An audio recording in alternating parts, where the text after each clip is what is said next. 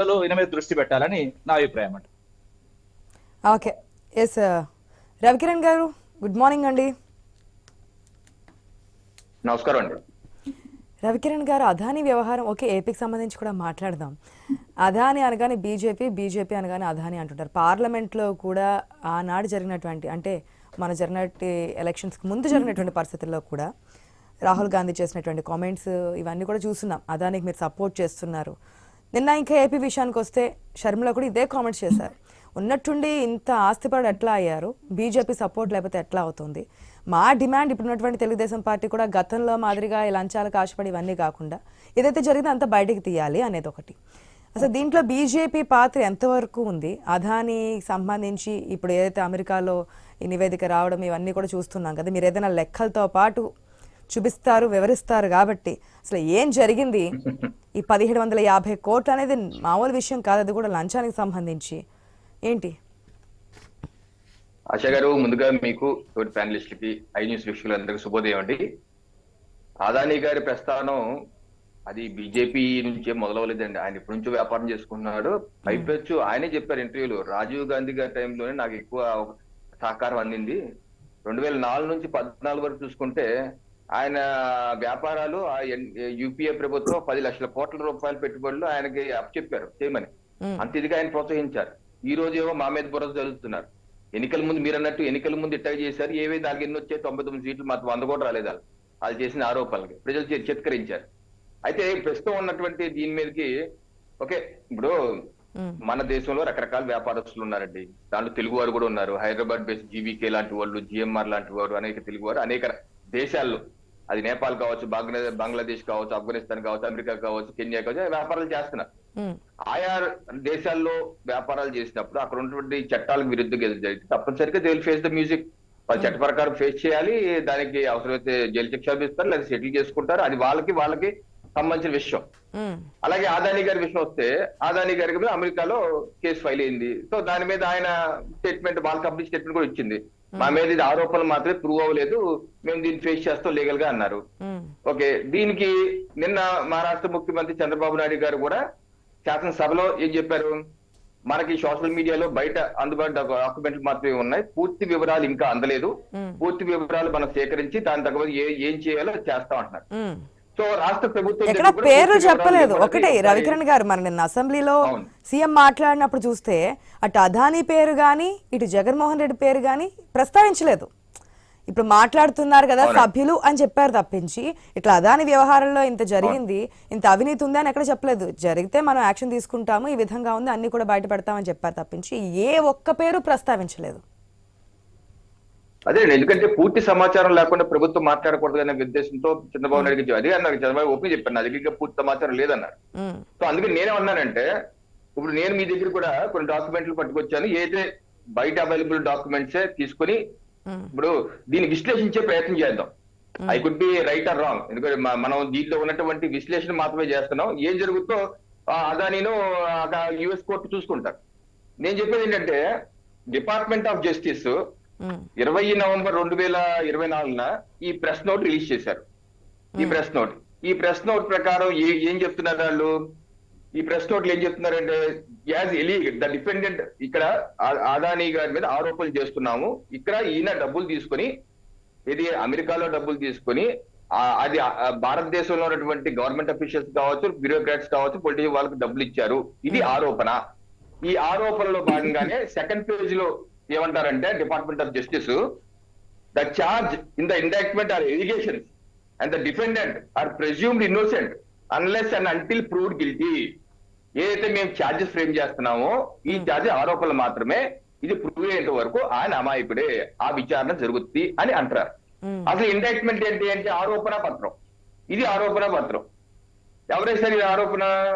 అమెరికాలోని న్యూయార్క్ అన్నటువంటి రాష్ట్రంలో ఒక 12 జిల్లా కోర్టులు ఉన్నాయి. దానిలో ఒక జిల్లా కోర్టు ఏంటది? ఈస్టర్న్ డిస్ట్రిక్ట్ అన్న జిల్లా కోర్టు. ఇది 54 పేజీల యొక్క ఆరోపణ పత్రం. ఆశ గారు, 54 పేజీల్లో చదివితే మనకి ఏమర్థమవుతుందంటే, ఇక్కడ పేజ్ నెంబర్ 6 లో పారాగ్రాఫ్ 18 లో వాళ్ళు ఏమంటారంటే, ఫారిన్ అఫీషియల్ 1 అంటున్నారు. అంటే పూర్తిగా వీళ్ళు ఏమనేది ఏంటంటే, అమెరికాలో $175 మిలియన్ అక్కడటువంటి ప్రజల దగ్గర తీసుకొని అదాని గ్రీన్ ఎనర్జీ అనే కంపెనీ తీసుకొని భారతదేశంలో $6 బిలియన్ల వర్త్ ఇన్వెస్ట్మెంట్స్ దీనిలో సోలార్ ఎనర్జీలో పెట్టడానికి భారతదేశంలో ఉన్నటువంటి వివిధ అఫీషియల్స్ కి $265 మిలియన్ లంచం రూపంలో ఇచ్చి తద్వారా 20 ఏళ్లలో $2 బిలియన్ యొక్క ప్రాఫిట్ కోసం ఆయన ప్రయత్నించారు. ఇది స్థూలంగా ఈ యొక్క ఆరోపణ. ఈ 265 మిలియన్ లంచం ఎవరెవరికి ఇచ్చారు? ఛత్తీస్గఢ్కి ఇచ్చారు, ఛత్తీస్గఢ్ తమిళనాడుకి ఇచ్చారు, ఒరిస్సాకి ఇచ్చారు, Jammu Kashmir power corporation limited, Andhra Pradesh అంటే రాష్ట్రాల్లో ఉన్నటువంటి స్టేట్ డిస్ట్రిబ్యూషన్ కంపెనీస్ కి ఒప్పందాలు కుదుర్చుకుంటాకి ఈ $245 మిలియన్ ఇచ్చారు అని చెప్తున్నారు. ఇప్పుడు మౌలికమైన ప్రశ్న ఏంటంటే అర్చ గారు, అమెరికాలో తీసుకుందంత $175 మిలియన్, ఇక్కడ లంచం ఇస్తుంది ఎంత? $265 మిలియన్. ఇదే లెక్క తేడాగా లేదు. 170 తీసుకోవటం ఏంటి, 265 ఇవ్వటం ఏంటి? ఇక్కడ ఏదో తీసుకుంటే $1000 తీసుకోవాలి, $100 ఇవ్వాలి. ఇది ఒక తేడా. ఇంకో తేడా ఏంటి? 20 ఏళ్ల పాటు ఇది ఇన్వెస్ట్ చేస్తే $2 బిలియన్ ప్రాఫిట్ వస్తుంది వాళ్ళకి రాస్తారు. ఇక్కడ ఒక $2 బిలియన్ కి ప్రాఫిట్ కోసం ఏం చేస్తున్నారు? 265 బిలియన్ మీరు లంచం రూపాయలు ఇస్తున్నారు.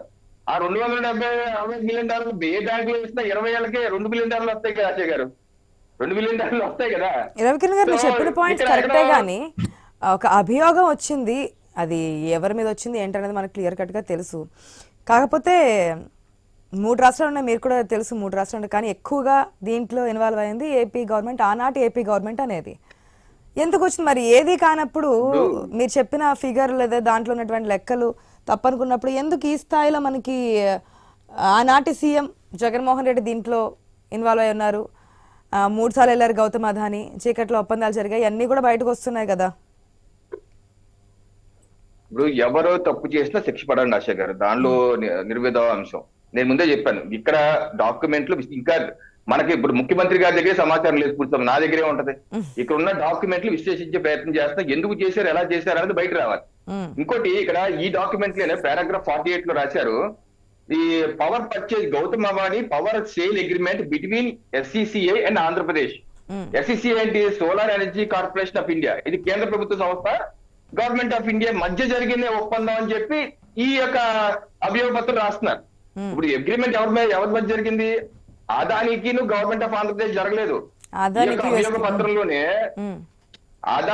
అదానికి కేంద్ర ప్రభుత్వానికి ఒప్పందం. ఏంటో ఒప్పందం? నేను నీకు సోలార్ విద్యుత్ అమ్ముతాను, నువ్వు నాకు అమ్ము అని చెప్పేసి చేసుకున్నారు. కేంద్ర ప్రభుత్వం ఆ ఒప్పందానికి వాళ్ళు సోలార్ ఎనర్జీ వాళ్ళకి పెట్టుకున్నారు, వాళ్ళు ఇవ్వాలి కదా. అలా కొన్ని రాష్ట్రాలతో కేంద్ర ప్రభుత్వం రాష్ట్రం గవర్నమెంట్ అగ్రిమెంట్ చేసుకున్నారు. ఇక్కడ ఎక్కడ డైరెక్ట్ గా Adani government of Andhra Pradesh, government of Chhattisgarh లేదా గవర్నమెంట్ ఆఫ్ తమిళనాడు ఇన్వాల్వ్ అవ్వలేదు. ఇది SCCI చేసుకునే అగ్రిమెంట్. మరి దీనిలో ఏ రకమైనటువంటి అభియోగాలు అంటే దీనిలో 54 పేజీలు చదివితే నిర్దిష్టంగా ఇదిగో ఈ డబ్బులు ఇలా ఇచ్చారు, ఆ అకౌంట్లు వేసారు అన్నది ఏం లేదు. వేరుగా మొబైల్లో ఇలా ఉంది మెసేజ్ అని ఉంది. మరి ఇంకేమో ఉందా నాకే తెలియదు. ఇంకా డాక్యుమెంట్ ముఖ్యమంత్రి గారి దగ్గరే ఇంకా సమాచారం లేదు, ఇంకా డాక్యుమెంట్లు ఉన్నాయా? అధికారులకు ముడుపులు ఏమండి? అధికారులకు ముడుపులు ముట్టే అన్నది వాళ్ళ ప్రధాన అభియోగం. అదే అండి, ఇప్పుడు వాళ్ళ అభియోగం ఏంటి? అధికారులు ముడుపులు ముట్టాయని. ఎవరు ఇచ్చారని దాన్ని క్లియర్ గా ఈ 54 పేజీలు ఎక్కడ ఎలా వెళ్ళిందని లేదు. దేశంలో ఏదైతే అదాని ఎక్కడైతే వ్యాపారం చేసిందో ఆ వ్యాపారం చేసిన రాష్ట్రాల్లో ఉన్న అధికారులు ఎవరి కింద ఉన్నారు, ఎవరు చేసిండ్రు అన్నది క్రాస్ టాక్ వద్దండి. మీ టైం వచ్చి మీరు మాట్లాడండి. ఆగండి సార్, ఆగండి. నేనేది ఏంటంటే ఇప్పుడు ఇంకా డాక్యుమెంట్స్ ఉన్నాయేమో మనకు తెలియదు, అవన్నీ బయటికి రావాలి. ఈ 54 పేజీలే సరిపోతా, ఇంకేది మన ఇన్వెస్టిగేషన్ ఏజెన్సీ కాదు. సో మొత్తం వివరాలు నేనేది ఏంటంటే ఎవరు తప్పు చేసినా ఆ ఛత్తీస్గఢ్ సీఎం ఇప్పుడు రాహుల్ గాంధీ గారు ఏమంటున్నారు, అదాని అరెస్ట్ చేయాలంటున్నారు. ఓకే, అరెస్ట్ చేద్దాం. మరి డబ్బులు ఇచ్చిన వాడిని అరెస్ట్ చేస్తే డబ్బులు తీసుకున్న భూపేష్ బఘెల్ అరెస్ట్ చేయద్దా?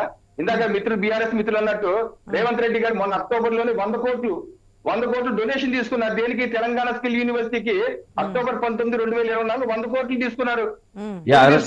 స్టాలిన్ గారు తమిళనాడులో వాళ్ళ ప్రభుత్వం, కాంగ్రెస్ ప్రభుత్వమే వాళ్ళని అరెస్ట్ చేయాలని చెప్పాలి కదా. ఇప్పుడు రాహుల్ గాంధీ గారు నిజంగా పారదర్శిగా మాట్లాడితే అవును మీరు ఆదాయాన్ని అరెస్ట్ చేయండి, అట్ ది సేమ్ టైం డబ్బులు తీసుకున్న మా భూపేష్ బఘెల్ అరెస్ట్ చేయండి, డబ్బులు తీసుకున్న స్టాలిన్ అరెస్ట్ చేయండి, మా తులసి మా పెరటి మొక్కల్లోనే వచ్చినటువంటి జగన్మోహన్ రెడ్డిని అరెస్ట్ చేయండి అని చెప్పాలి కదా. అలాగే రేవంత్ రెడ్డి కూడా ఒప్పందాలు చేసుకున్నాడు, అతను కూడా అరెస్ట్ చేయని చెప్పాలి కదా. అంతేగాని ఏదో ఏకపక్షంగా దీనిలో సమగ్రమైన విచారణ జరగాలని అందరూ కోరుకుంటున్నాం. కాకపోతే దీని ఏదో మోడీ గారికి అంతకట్టేసి బీజేపీ ఏమన్నా సపోర్ట్ చేసి దీన్ని ఏమన్నా లాక్ చేసే ప్రాసెస్ ఉంటుందా? కేంద్రంలో అధికారంలో ఉంది కాబట్టి అనేది ఇంకో పాయింట్. ఏమంటారు? బీజేపీ ఏమన్నా అదానికి సపోర్ట్ కాబట్టి ఈ విషయాన్ని ఏమైనా డైవర్ట్ చేసి యుఎస్ తాడి కాస్త సన్నిహిత సంబంధాలు కూడా కొనసాగుతున్నాయి కాబట్టి ఆ విధంగా ఏమైనా మేనేజ్ చేసి ముందుకెళ్లే సందర్భాలు ఉంటాయా అనేది అదే డౌట్ రేస్ చేశాను నేను షర్మిల. కేంద్ర ప్రభుత్వం అన్నది ఏ ఒక్క సంస్థకి సపోర్ట్, అన్ని సంస్థలకు సపోర్ట్ చేస్తారు. ఎందుకంటే మా భారతదేశం ఆర్థికంగా ఎదగాలి అంటే పెట్టుబడి రావాలి, మన $5 ట్రిలియన్ ఎకానమీకి వెళ్ళాలి. ప్రపంచంలోనే మనం ఇప్పుడు 4వ ఆర్థిక శక్తిగా వచ్చాం. ఎలా వచ్చాం? ఎవరేం పని చేయకుండా రాలేదు కదండి.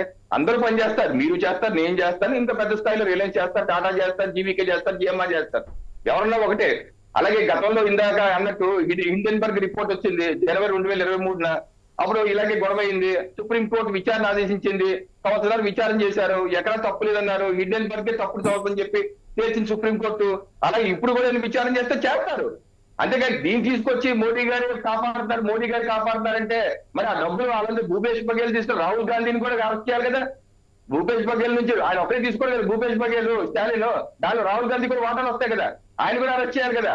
ఇంకోటి ఇది ఆరోపణ మాత్రమే. ఇప్పుడు నేను అనేది ఏంటంటే రాహుల్ గాంధీ గారిని ఏదైతే యుఎస్ చేసిన ఆరోపణలకి అరెస్ట్ చేయాల్సి వస్తే మరి రాహుల్ గాంధీ గారి మీద 5,000 కోట్ల డక్క నేరాలు కుంభకోణం నడుస్తుంది కదా. మరి ఈ రోజు బెయిల్ మీద రోడ్డు మీద తిరుగుతున్నారు, వాళ్ళ తల్లి గారు సోనియా గాంధీ గారు తిరుగుతున్నారు, వాళ్ళు కూడా అరెస్ట్ చేయాలి కదా. నేనేంటంటే దీనిలో పారదర్శకంగా విచారణ జరగాలి, అంతలో తప్పలేదు. అంతేగాని మోడీ గారికి ముడి పెట్టేసి ఆయనే అరెస్ట్ చేస్తాను, ఆయనే కాపాడేస్తాను, అన్ని ఆయనే చేస్తానంటే డబ్బులు ఎవరికి ఇచ్చారు? డబ్బులు ఇచ్చింది కాంగ్రెస్ పాలిత రాష్ట్రాలకి. మరి వాళ్ళనేమి విచారణ చేయద్దా? నువ్వు అడిగావు రాహుల్ గాంధీ గారు, మీరేమని అడిగారా? మీ ముఖ్యమంత్రిని అడిగారు, నువ్వు డబ్బులు తీసుకున్నావా అడిగితే నువ్వు చెప్పాలి. నేను చేంజ్ చేశారు కదా, అరెస్ట్ చేయమని చేశారు కాబట్టి డబ్బులు తీసుకున్నట్టే, మరి వాళ్ళు కూడా అరెస్ట్ చేయాలి కదా.